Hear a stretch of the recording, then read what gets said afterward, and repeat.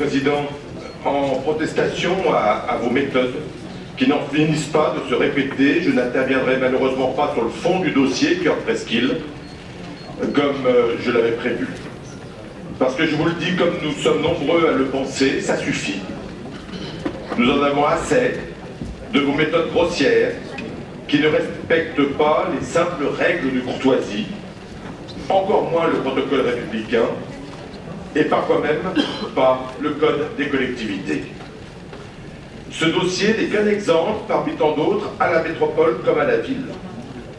Le Cœur Presqu'île est typiquement un sujet qui nécessite un vrai travail collaboratif, une concertation de tous ceux qui veulent apporter une expertise, qu'elle soit technique ou d'usage, pour aboutir aux meilleures solutions dans l'intérêt général. Or, comme sur la plupart des dossiers, vous refusez systématiquement d'associer les élus concernés.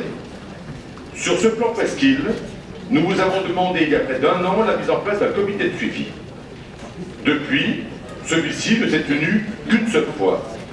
Et encore ne s'est-il agi que d'une information et d'une annonce d'un calendrier de travail qui n'a bien sûr pas été tenu de votre fait. Aucune concertation donc, à peine ensuite une information et dans des délais qui laissent pantois. Jugez-vous même. Pour les terrasses de la Presqu'île, vous nous avez présenté le projet à la va-vite, sans marge de discussion possible, nous imposant un rendez-vous le jour de la conférence de presse. Pour Victor Hugo, même scénario, à la veille d'une réunion publique.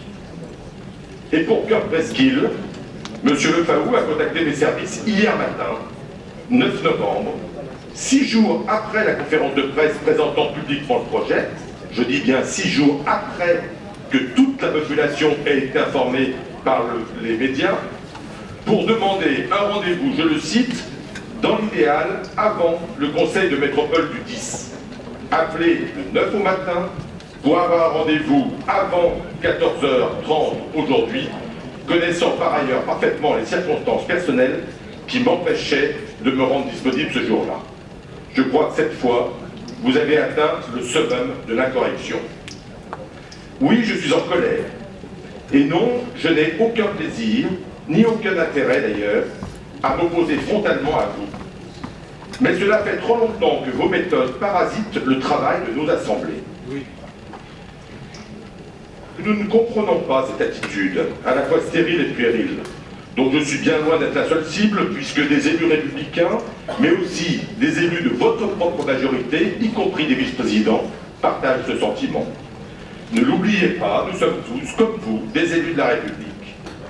Et les élus ne sont pas les seuls à faire les frais de votre mépris.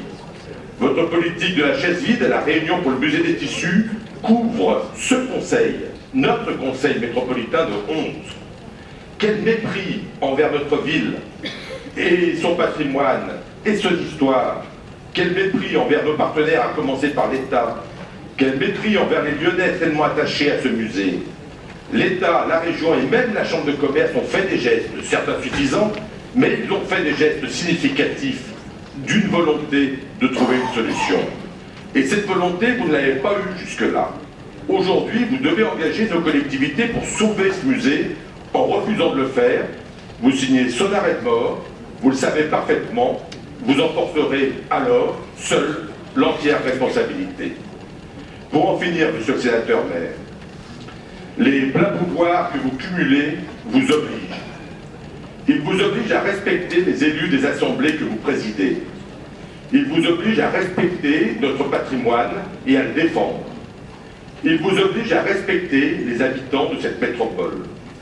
Nous espérons une seule chose, à l'avenir, pouvoir enfin travailler plus sereinement, pouvoir travailler de façon constructive, mais pour le moment, cela ne tient qu'à vous. Merci de votre attention.